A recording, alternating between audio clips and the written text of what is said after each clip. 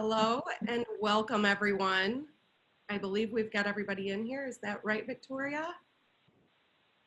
Yeah. Perfect. Okay, hello, I am Shannon Sclafani and I head up the Michigan District Council of the Urban Land Institute.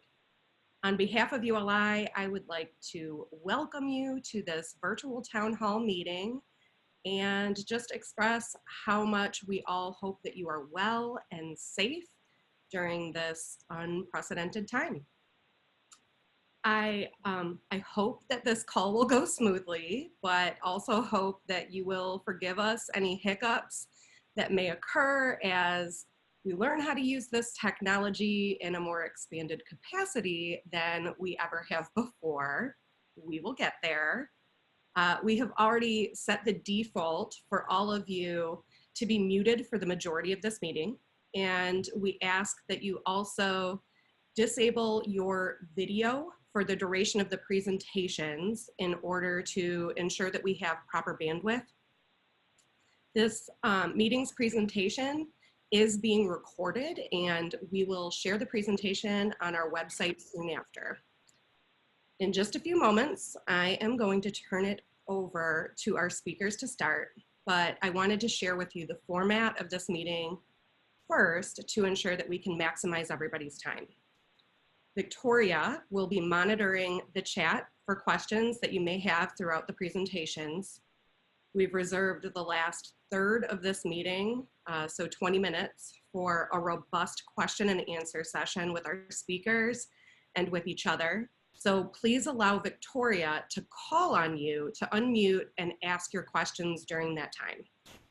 However, we know that you are all problem solvers and you are dedicated to doing all you can to help prevent the spread of the virus, to navigate the business and planning impacts, and to help mitigate the impact of this crisis on communities and vulnerable people. So please feel free to jump in on the chat and provide answers or resources that you are aware of. Our members are our greatest resource, and we know that you are all working to help cities and communities navigate the pandemic and rebuild after it in ways that foster social equity and provide opportunity for all.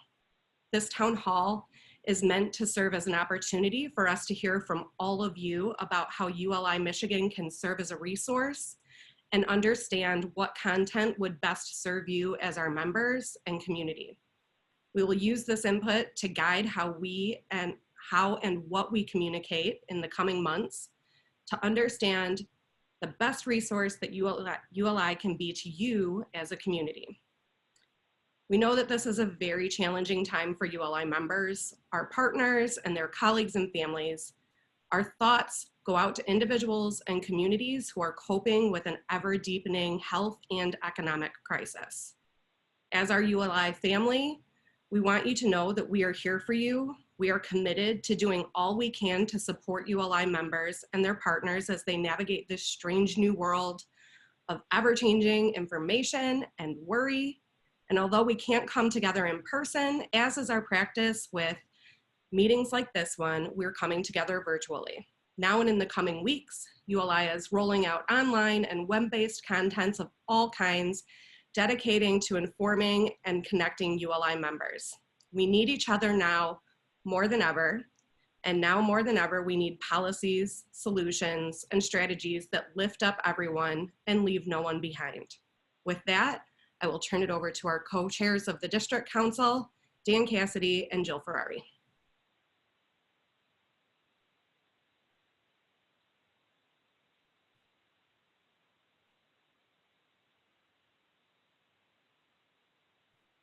We can't hear you. There it goes. All right. Good afternoon. You can hear me, correct, Shannon? Yes. Yeah, it was giving me an error. I was unable to mute, so I apologize for that. Yeah, thanks for that introduction, Shannon. Definitely excited to be part of this today. At a minimum, just to do something different, participate in something that we're very familiar with, and certainly enjoy seeing everybody's faces, and hopefully we'll hear some voices here in a little bit as we go through some topics here that are really near and dear to our hearts as we kind of all deal with this crisis. So we'll keep this pretty brief. both Jill and I wanted to say a few words just as introduction and in way of just updating our membership on what we're doing as a district council. I'm going to briefly touch on some of our priorities that obviously have been rearranged with the crisis, and then Jill's going to talk about some of the resources that we have available locally and at the national level. So as way of priorities, we wanted to let all of our membership know that our goal now is to really provide meaningful opportunities to connect. It'll now be virtual, at least for the foreseeing future. We also want to make sure that the access to all of our information is readily available, and we're going to try to increase that access as much as possible through communications of various sorts. We also want to be responsive to the technical questions that we're used to doing as thought leaders in our industry, but in particular as they relate to the crisis and its effects on our real estate industry. So today we're really beginning some of this process. We wanted to really create a virtual communication platform that we intend to continue throughout the coming months. Hopefully not longer than that, because we'll get back to normal here. But we also want to let you know we're working with our advisory board, we're working with our management committee, and of course our chairs and co-chairs of our different committees and initiatives to really begin to design the virtual programming that we're going to keep going throughout the rest of the spring and into the early summer here. Our goal is to make all that programming really informative and keep us all connected. However, of course, I wanted to share some information related to our programming. Our ULI national colleagues have informed us that they want to keep us from in-person meetings until at least September 1st.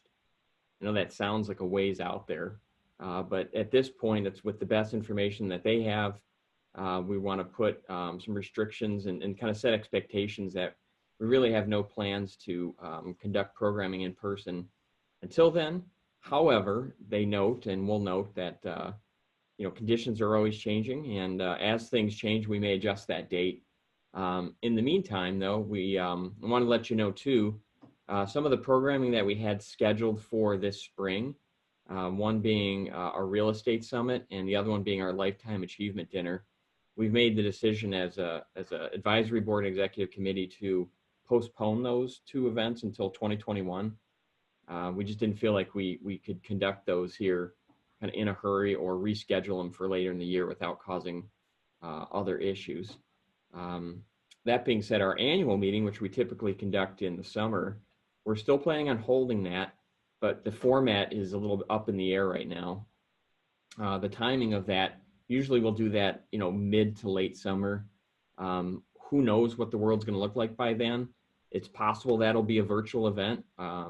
It could be a combination, some sort of hybrid, which would be an interesting transitioning. So stand by for more information on that. Our emerging trends event, which we typically hold in the November, we're still planning on that one. That is after September 1st, so should be in person, cross your fingers. Our local product councils, a lot of you are participating in those local product councils, have been very popular and great events. We are in contact with the leadership of each of those product councils, and we are working on a schedule to get those conducted virtually as well. So stand by for more information there. In general, we just want to let you know we're working through all these situations. We've got a lot of good content that we want to make sure and get distributed to you. Even the events that we postponed, we're looking at ways of taking that information and distributing it out. Stand by for additional opportunities to share that.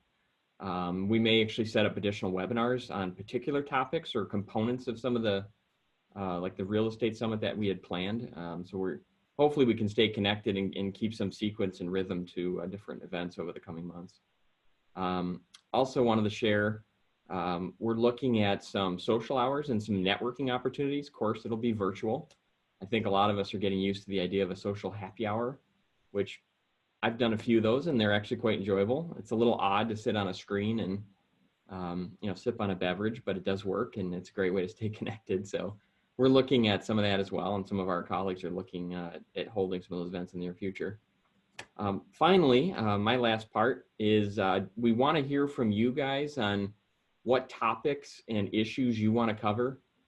Today is kind of the beginning of that process. Hopefully it inspires you a little bit for some ideas. Please use the chat function on this call to share your ideas. Victoria's recording it all.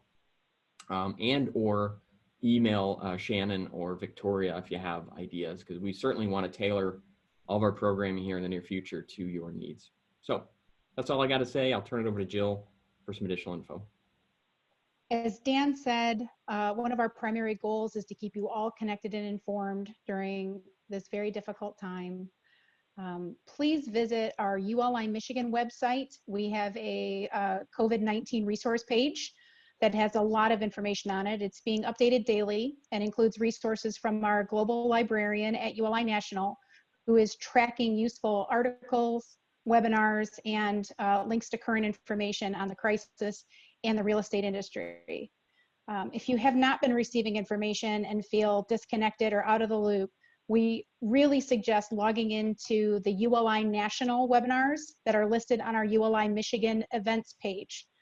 There are a few in the next week or so that we recommend, including a ULI leadership webinar tomorrow at noon on capital markets.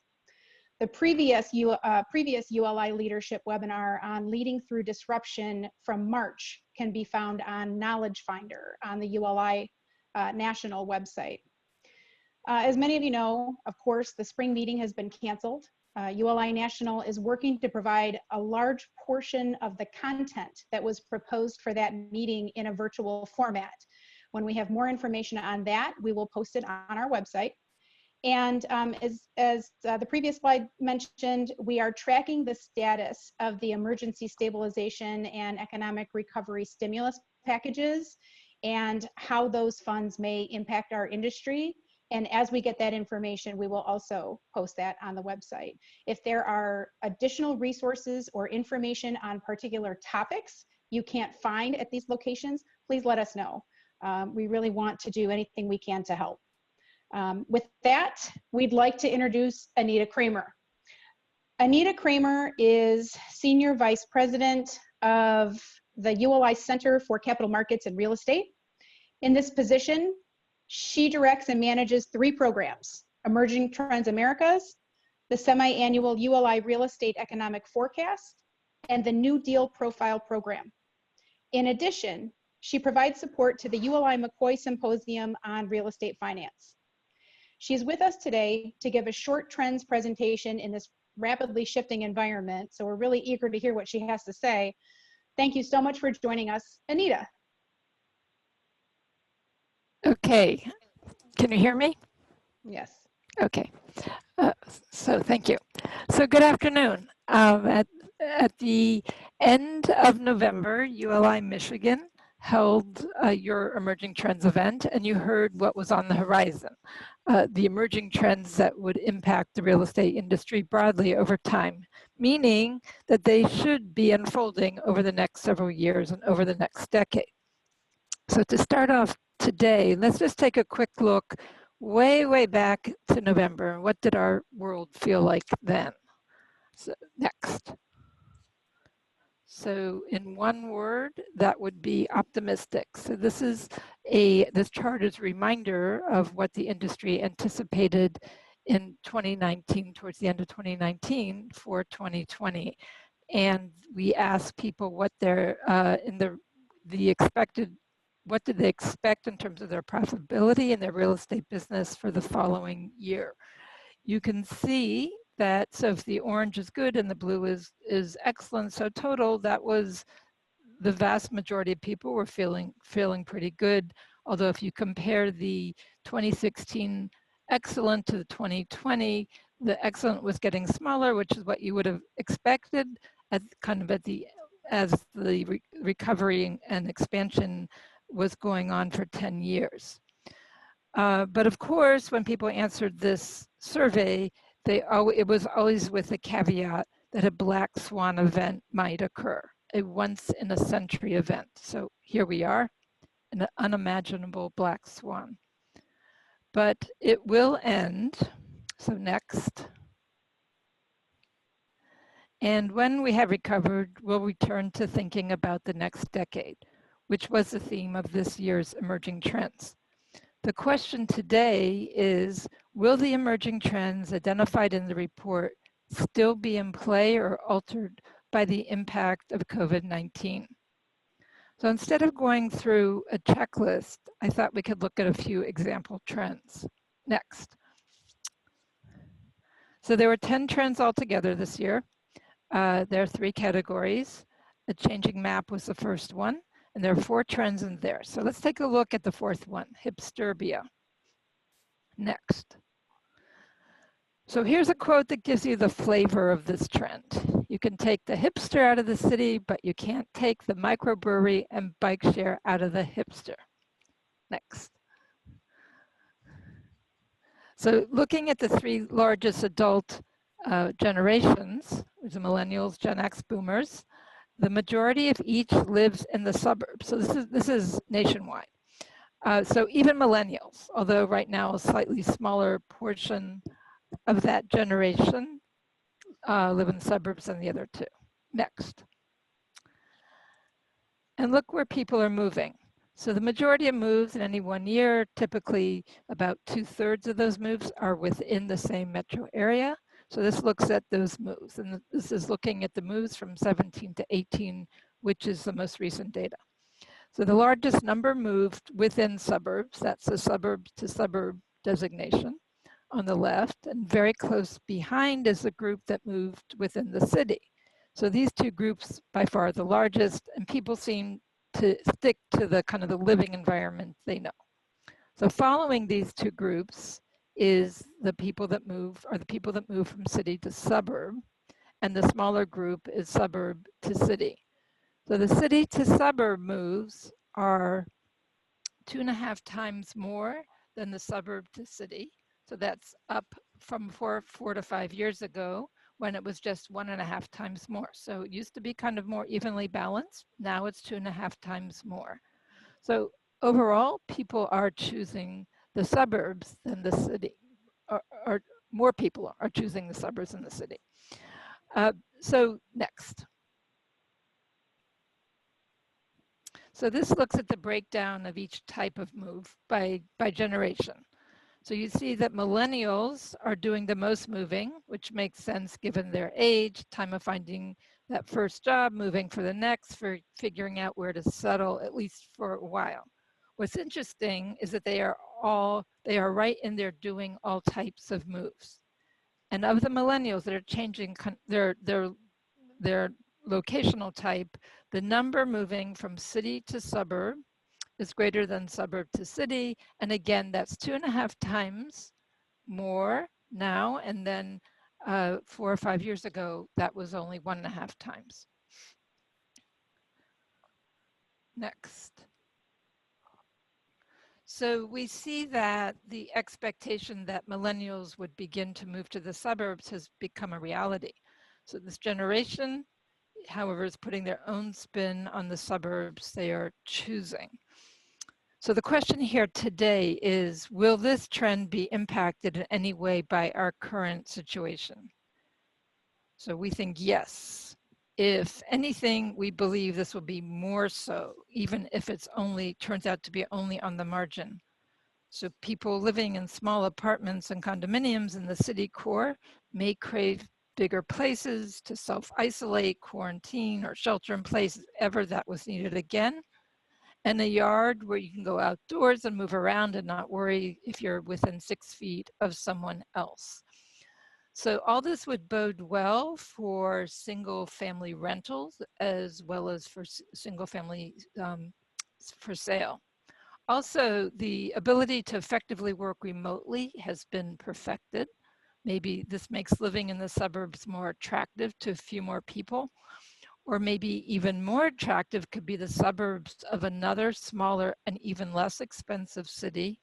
So maybe people will leave the coastal places, the highly dense coastal places, cities, to places like some of the suburbs in Michigan. So just a side note here, we like to make clear you can't be a suburb of nowhere. So suburbs and markets with strong urban cores are seeing the most growth, and those urban cores will continue to be strong, with millennials that do choose to stay the next huge generation, Gen Z, and of course the empty nesters that have been finding the city a great place to live. Next. So the second category of trends was a changing industry and therefore trends. And I'll touch on the second one, a community state of mind. Next. So while technology has given us the tools to work from anywhere, human nature craves a sense of community. It's certainly impacted the real estate industry in the last 10 years. Employers are finding that creating a sense of community is a benefit in the attraction and retention of employees. Office landlords that can create a sense of community in their buildings find it easier to attract and retain tenants. And multifamily properties are substituting unit amenities with community amenities to appeal to tenants. Will all this change because of COVID-19? Well, we remain human, so the craving for community will always define us. Maybe there'll be some adaptations in, for example, offices, creating a rotating remote work schedule to reduce the number of workers in the office at one time. So we still have a community, but not all at one time. Maybe configuration of the open office changes to reduce side-by-side seating, along with a rotating working schedule. So possibly not a disruption of the widening sense of where and how we create community, but a modification as to how it's accommodated. Next. So the third category is dealing with disruption. There's two trends, and we'll touch on these final two, both of these final two trends, technology and infrastructure. Next. So the march of technology. This trend is about how far we've come incorporating technology into real estate. So this quote in green is from an institutional equity investor that I interviewed. And he said, it's just amazing how quickly we've gone from, that's a question that the research department has to handle, to I'll just open up my phone and I'll choose from a menu on my entire portfolio. So it's also about how the pace of development and implementation could be ready to surge even more as 5G further revolutionizes how we use technology. On this one, we think we're in the middle, well, we are in the middle right now, in the middle of huge proof that technology is working for us as a whole. For example, to keep office using businesses functioning remotely and therefore paying the rent, their rent or the lender, and certainly doing exactly what we're doing here on this in this meeting. We're connecting and we're networking and we're sharing. Next. And infrastructure. So the subtitle, Washington Stumbles, States and Cities Pick Up the Ball, came from just from a year ago. Congressional leaders and the president announced a $2 trillion infrastructure program, and then a month later, less than a month later, the agreement was off the table. Should mention that that $2 trillion was a huge figure and would have been very welcome, but should note also that this is only 1/2 of what the American Society of Civil Engineers says is needed to just repair what we have. Next. So in the report, we acknowledge that in the long run, decaying infrastructure is a national problem needing a national solution. But in the meantime, states and cities were taking the lead in getting projects started. Some small examples, Milwaukee, for example, was one of the first ones to fund a trolley system. A vast majority of the funding for a trolley system was from the TIF, more than any other city. On a state level, New York committed $30 billion for 2 transportation sectors, roads and bridges. It was one in mass transit, but they also were funding $1 billion in broadband infrastructure, which would bring high-speed internet to largely rural upstate communities. And places like New Bedford and Spokane actually were starting to find a new approach to developing smarter infrastructure from the ground up I guess, so to speak. They were really pulling together their universities and their tech startups, and their every kind of stakeholder from their large industries and on the ground experts to come up with innovative ways to specifically address their local issues and to nurture their local businesses. Next. So how will this be impacted by our COVID-19 world? Well, on one hand, there's a renewed push on infrastructure funding at the federal level as part of the next stimulus package, which is actually going to be about the same $2 billion as was proposed last year. And that certainly would be welcome for many reasons this time, including jobs and for the future. But ultimately, again, it's still not enough, as I mentioned, and it hasn't passed. So which means the guts of this trend, the creative, innovative strategies that are being developed at the local level will continue to be vital.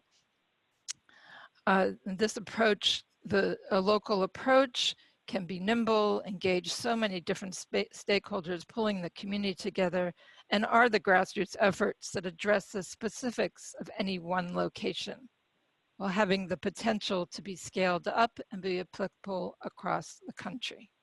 Next. Oh, okay, so there was one slide in there that was just my summary, so I'll just summarize quickly. So these are 4 example trends. There are 3 perhaps in the camp of most definitely still in play and even more so. So that would be hipsterbia, the technology and infrastructure, and 1 in the camp of most definitely still in play, but with possible modifications up ahead, and that would be the community. This is a story for, I think, all the 10 trends. I think on the whole, it's more so with sometimes looking ahead for modification. On the whole, we have a lot to look forward to when we get back on track. Thank you. Great. Thank you so much, Anita. That was very helpful. And I know there are some specific questions that are already coming through, but it's my understanding we're going to save those to the end. So at this point, we'd like to welcome Dennis Bernard, owner of Bernard Financial Group.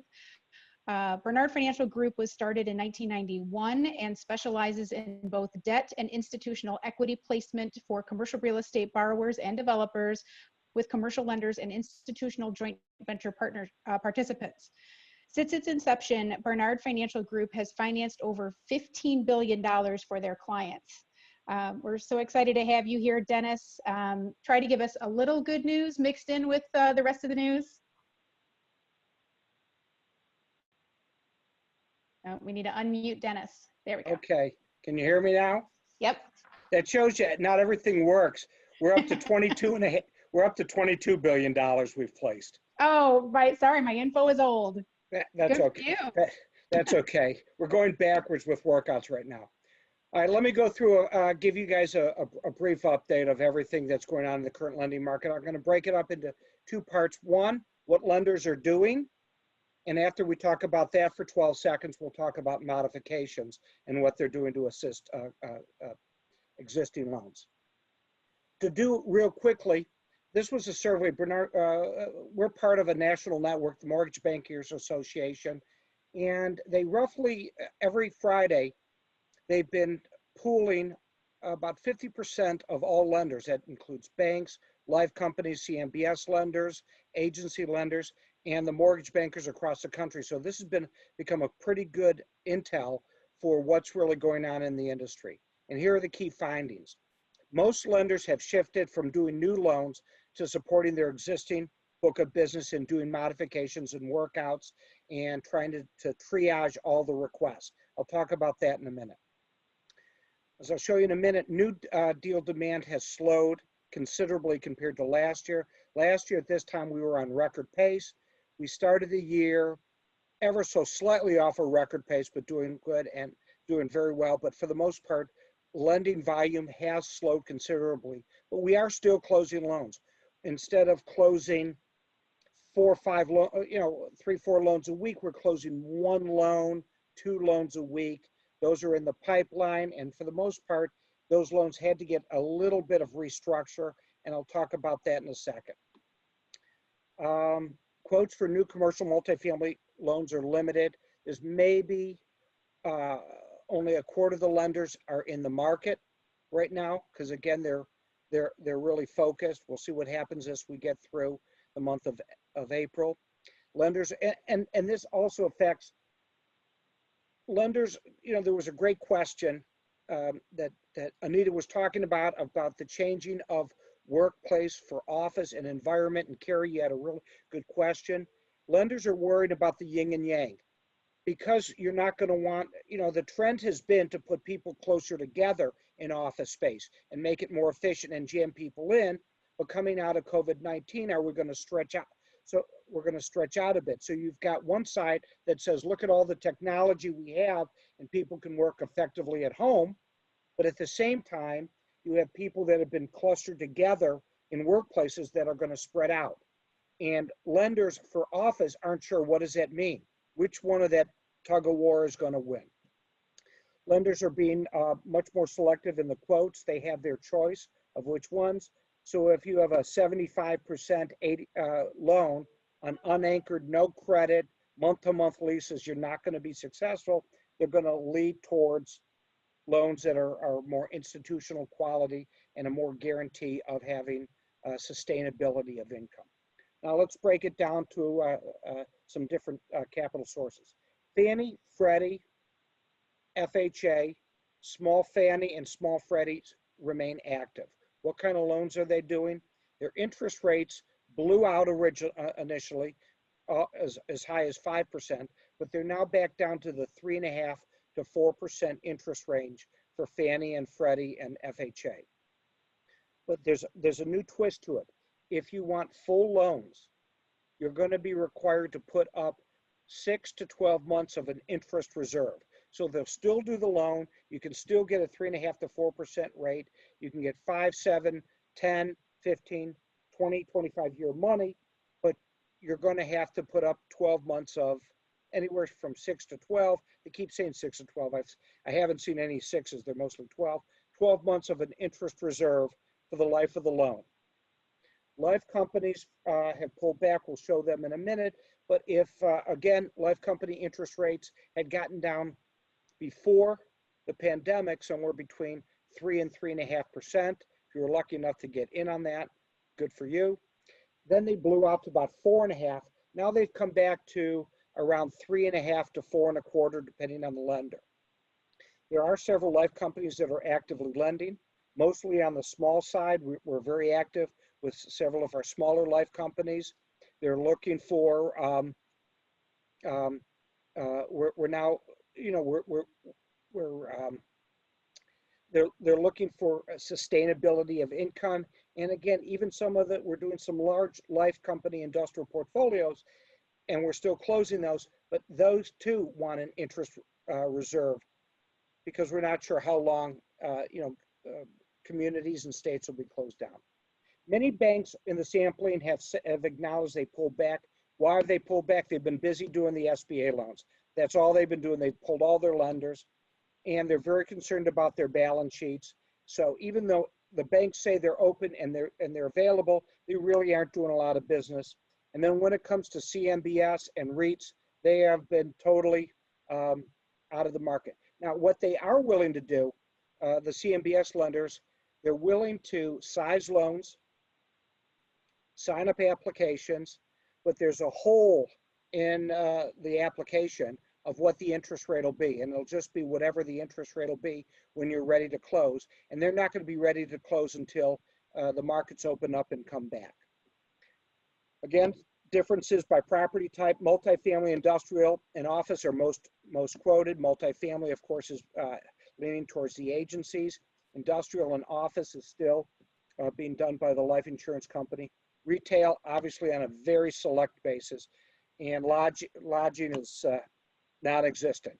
But we keep seeing things change. What will be interesting, none of us know that as we slowly come back to work across the country and specifically in Michigan, And I've spent a great deal of time talking with our governor about the importance of our commercial real estate and its and capital sources in Michigan, that it's just as important as residential. We don't want to fall back on our ways where we're not in equal footing with other states. Let's go to the next slide.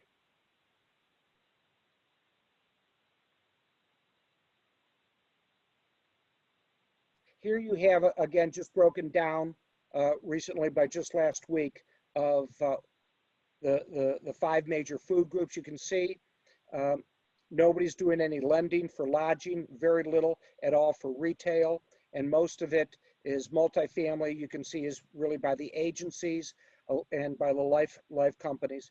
And again, CMBS and investor driven, which is really the debt funds and the non-recourse bridge funds that are all gone because they were financed by Wall Street money. Those are, and lines of credit, those are all gone right now. So you can see it's really multifamily, office, and industrial. Let's go to the next screen, please.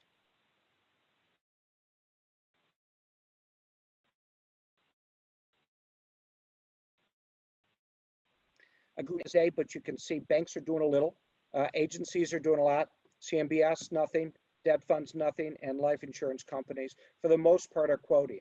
And if a life company quotes and they're locking rate, there is a level of certainty on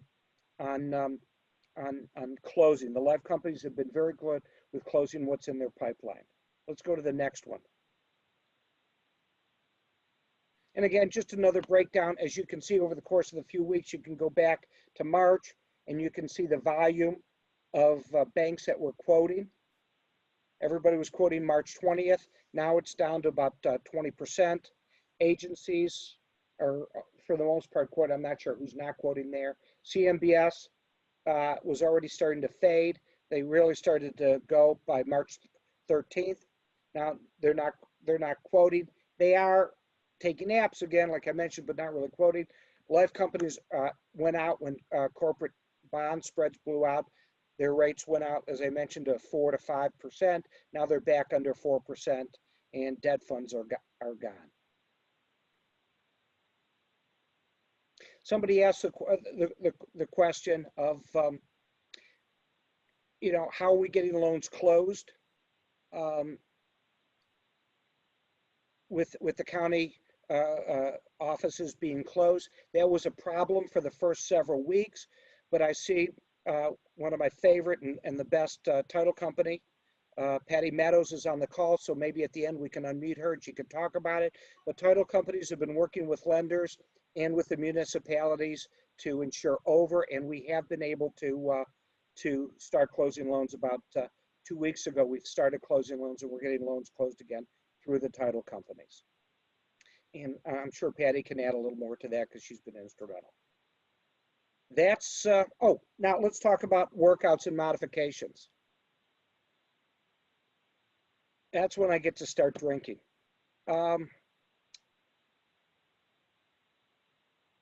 It's really bifurcated on workouts and modifications by who your lenders were. The CARES Act and other legislation gave banks the ability, gave them regulatory relief on how they can modify their loans and therefore give forbearance, which means you don't have to pay your mortgage for a certain period of time. So they did that. What they did is when a bank has to modify a loan, they have to reclassify it as a troubled asset. And therefore they have to put more reserves against it. Therefore it becomes expensive for the banks. That's why traditionally they don't want to do a modification, even though if it's the best thing for the asset. The regulators have given a 90-day pause to reclassifying loans, so banks are able to give out forbearances. Keep in mind, some of the banks are saying you don't have to pay your principal and interest for 90 days, and we'll just tack it on to the end. Some banks are saying you don't have to pay it for 90 days, but then over the course of the next 6 or 12 months, you've got to make up that payment that you missed. So be careful of the details. The government came out and pounded their chest and said, we're wonderful. For Fannie, Freddie, and HUD, we'll do the same thing. We'll give you forbearance for the next 90 days, as long as you don't kick out any of your tenants who are not paying. So that sounded really great to the public. So a lot of people stopped paying their rent. The problem is for the borrower, they might have gotten 90 days of forbearance, not paying their principal and interest. But then after that 90 days, they then have to make up those 3 months of payments that they did not make over the course of the next 12 months. And the only way they're going to do that is to go back to the tenant to say, you got to make up your payments that you did not make over those 3 months. So it's, again, devil's in the details. We've cautioned a lot of the landlords, be very careful about taking the agency forbearances, because it has that 12-month payback, and make sure that you adjust your cash flow accordingly. Just recently, they've started to give some relief to life companies. So life companies are now able to, the relief they can give is to go interest only. So many life companies, if you provide your correspondent or the life company, we've probably done 30 or 40 life company modifications already, where we're able to go from principal and interest to 3 months of IO. And that's been enough to help these, and sometimes 4 months. In the case of lodging and hospitality, 6 months. That's been enough to get these borrowers through and to continue to make their payment. CMBS got no relief at all till Monday of this week, when the IRS came out and and changed a ruling that will allow some relief to go to interest only, not to give any forgiveness of principal, but some interest, I mean, but to allow the CMBS lenders to go to interest only. So now it remains to be seen if the special servicers allowed to do that, but we have started getting some interest only from special servicers. So for the first time, now that the IRS gave them some relief, we're starting to see CMBS lenders very quickly, the special servicers, give the relief that certain, mostly lodging and retail tenants want. And that's a summary of what's going on with modifications. Their lenders are trying to do triage. They've been inundated by it. Give them some time. For those borrowers who made their April payment, they go to the front of the line. For those who did not make their April payment, they're going to the back of the line, because because in real estate, as you know, your March rent is supposed to make your April 1st mortgage payment because you pay in arrears. So that's how the industry is treating it. But unlike 2008 through 10, we're seeing all forms, banks, life companies, agencies, and CMBS lenders try to be as reactive as possible on 3-4 month kind of modifications to help us get us through. Anybody awake? That was fantastic, Dennis. Thank you so much. You're welcome. And thank you so much, Anita. Victoria, I know that there are a few questions in the chat, and I don't know if there's any others that were just sent to you directly, but if you'd like to start unmuting and calling on people to ask their questions, that would be fantastic. Can I, Shannon? Yeah. Carrie asked a really good question. Are lenders requiring demonstration of a need to have these granted? Absolutely. They are not giving them to everyone. In fact, they get really, this is a technical term, they get really pissed off when you've been cash flow. We just had a borrower who was cash flowing 2 times, and even with some of the tenants getting some relief, they still having a 1.5 time debt coverage. The properties have been cash flowing for years, and the borrowers were asking for principal and interest forbearance. And yeah, the lenders, you need to show that you're underwater, that you have worked with your small tenants to make sure your tenants are getting the SBA, PPP, A7 loans. For the large national tenants, that you've negotiated some sort of relief or modification, and they do not want to hear from anybody who's just crying wolf.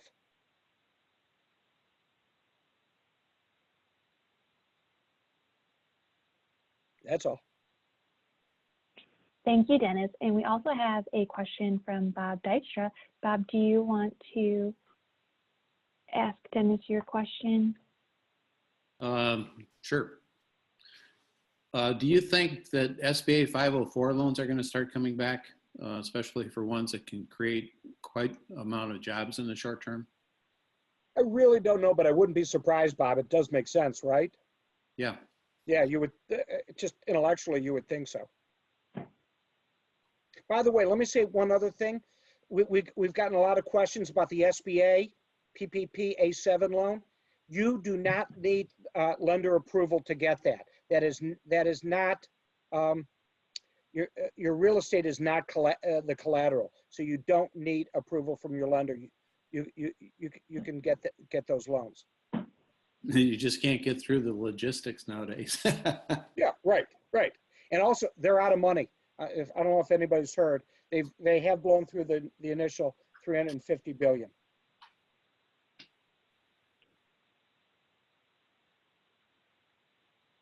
And we're going to move on also to a question that Carrie had asked earlier to Anita. Carrie, would you like to ask your question to Anita?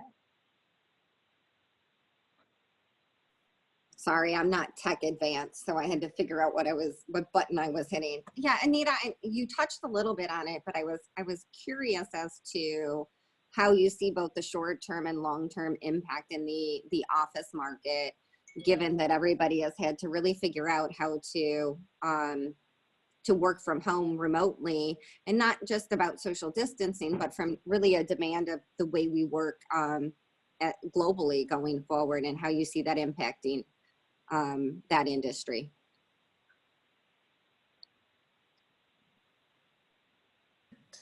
Okay, unmute. So there are so many tentacles to thinking about office. I think on one hand, we have proven that we can absolutely get our work done anywhere, right, outside the office, to more or less degrees, obviously, depending on what the connection is to the real estate industry. So, but probably more so than most people thought possible. And so we're going to have that, that's going to kind of be hanging out there. So then we're going to have the challenge of when we do start going back, being able to go back,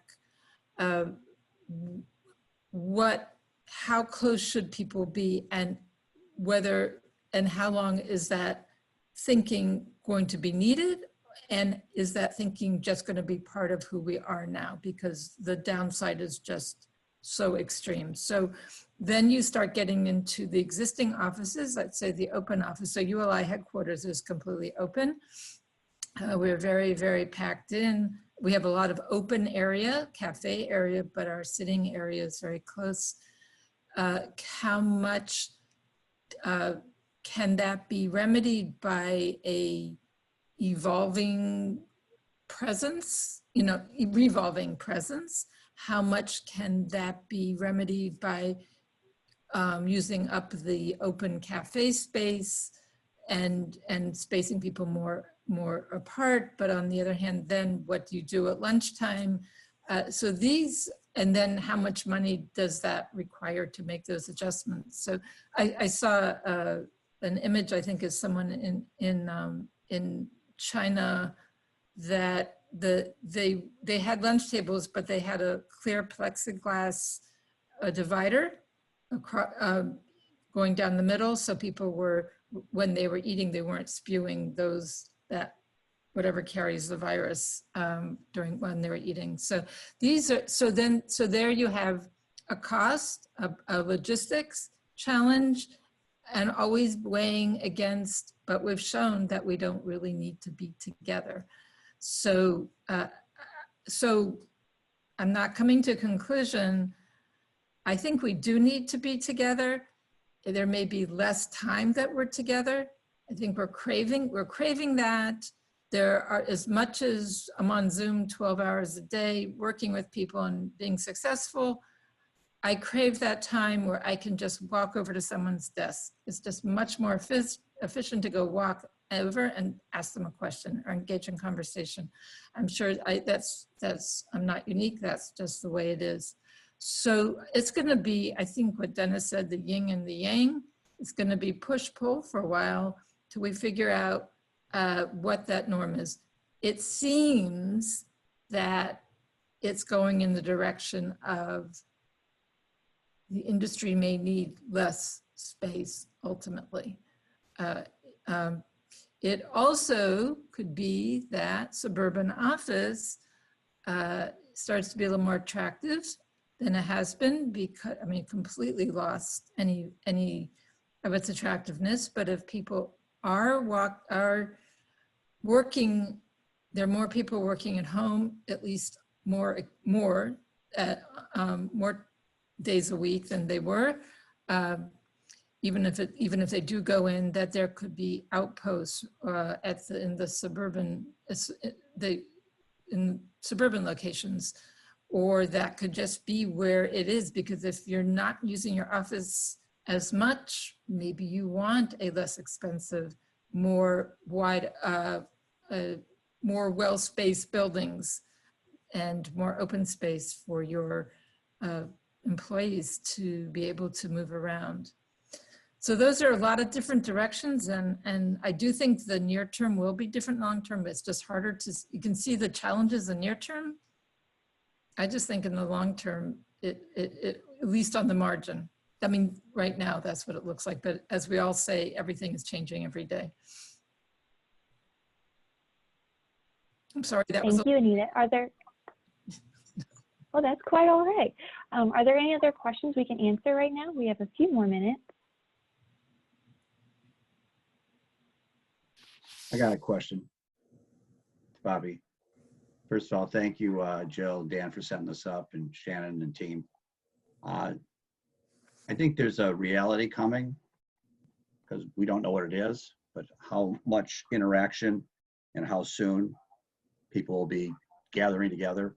I think Anita's comment on the office space is an interesting one, but I just don't think we know if this virus swings around again and there's a another round of it, has it mutated or not, and the effects of that, is there a vaccine or not? But I think there's a real effect on real estate, particularly commercial space, retail space, office space, that I'm sure there's some bright people thinking about it, but until we have those answers, I'm not sure we're going to really know the effect on it.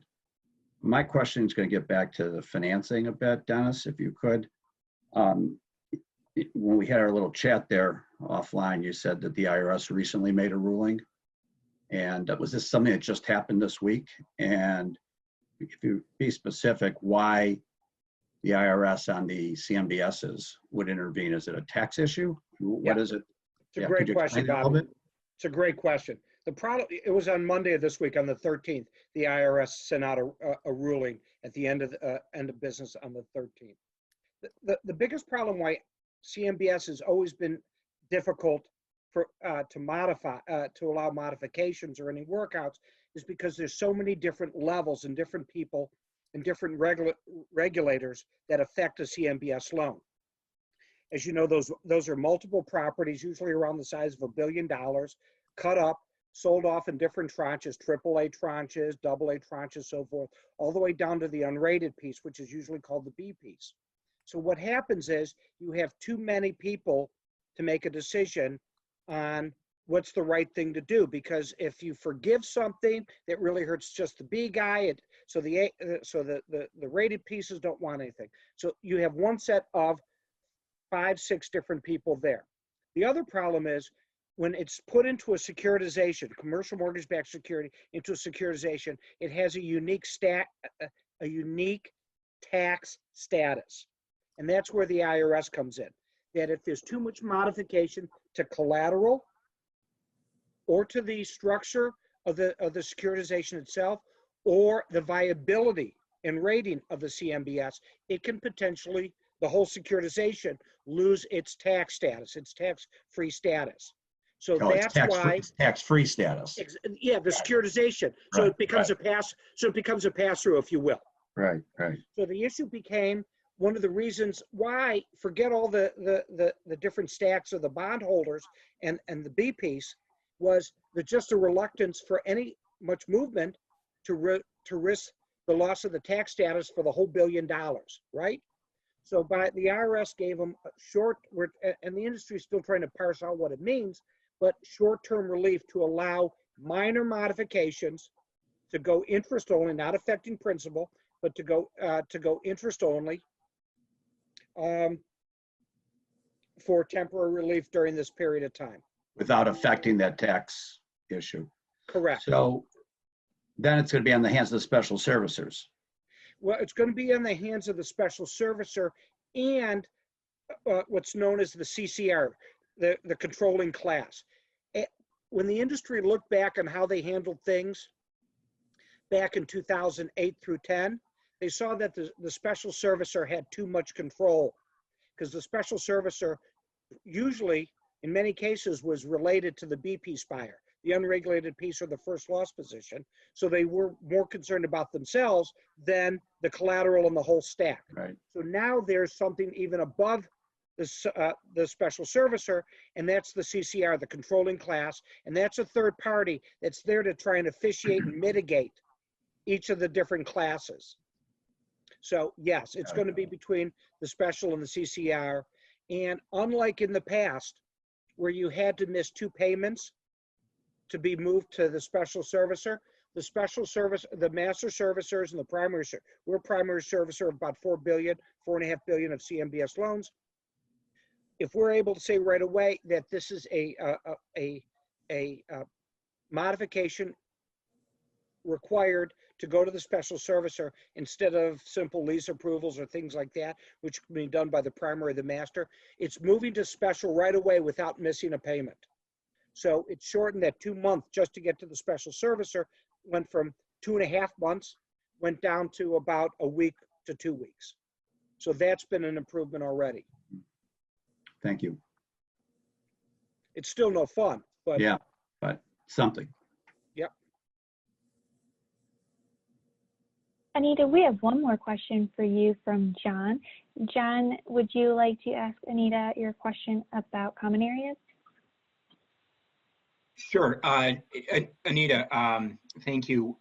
We had a little conversation about, whether tenants themselves are going to need more or less space going forward because of remote working, but particularly for multi-tenant facilities and or Class A office buildings that have a lot of amenities and common space areas. Two fronts. Do you see any trends, or is there any discussions at this point of diminished need for level of amenities that Class A buildings are providing because of the social distancing? And then related to that, are there any best practices in how companies are looking at managing those common areas at this point to ensure a sense of safety? So thank you, John. Those are good questions. And I would say, kind of working backwards, probably no best practices at this point. My observation has been that things like gyms have been closed. We know that if we belong to gyms, kind of freestanding gyms, but within office buildings, they certainly have been closed for now because that in such close proximity is something that we're all avoiding. So the question for the future is more just thinking through each line of reasoning at this point, because I don't think people have really had time to react in terms of implementing anything. But my first thought is, I think outdoor open space may become as much as it was becoming really a premium. There was a premium on that. I mean, there were, if you look at some of the things being developed in Manhattan, they would find a way to create some sort of outdoor space, some rooftop space, because outdoor space is just is such an imperative these days. So I'm thinking even more so obviously easier to do in a lower rise environment than a high rise, but that allows people to distance themselves in whatever way they feel comfortable without as many constraints as indoor space. So I think the indoor common areas are really, that's where I think in one hand, we have to all say it remains to be seen, but I think that's one area that people are really going to seriously look at as to, is this a short-term reaction we're going to have to want to keep away from people, or is this just going to start being built in as a long-term health concern? And maybe either creating more space, like I can picture a gym with like the equipment much further out. Maybe you have to sign up for times. I know that's not the only amenity, but something like that, or again, just starting to kind of rein in it a little bit. Thank you so much, Anita. So Bob, you had a great comment. I'd love it if you could, quickly share that with the group. Pardon me? You had a great comment down there, and I'd love it if you could. Oh, yeah, I've been doing office space and athletic clubs for 40 years. And, I did the first shared secretarial 40 years ago. People are still wanting to work near other people. Not all of them work well from home. And I think you're going to see a move back to private offices again to contain some of the social distancing problems. Yeah. You started to see that coming back already, but you'll have more hub and spoke offices for the larger companies. That's just my observation. Yeah, thank you. Mm-hmm. I think there's been a lot of conversation about that, and putting in sneeze guards and things like that so many companies have just been investing for the last 10 years in these open collaborative spaces. And so there's going to be a market for deconstructing those a little bit. So thank you everybody for joining. We're running just a couple of minutes over now, so I do want to wrap this up. I will say this has been a great conversation, and not only are we committed to putting together more content in the future weeks, and putting together some very specific content on panels and very topical related. But I think that we've found that this sort of town hall format and touching base with all of you is very helpful for us and impactful and meaningful. And so we'll do this back in a couple of months and have another town hall so that we can continue to sort of collect information, see where everybody's at, and with everything that has just been so rapidly changing, I just want to ensure that all of you know that we are remaining in contact and want to communicate and hear from you all. And I want all of you to stay safe, stay healthy, and thanks again for joining us.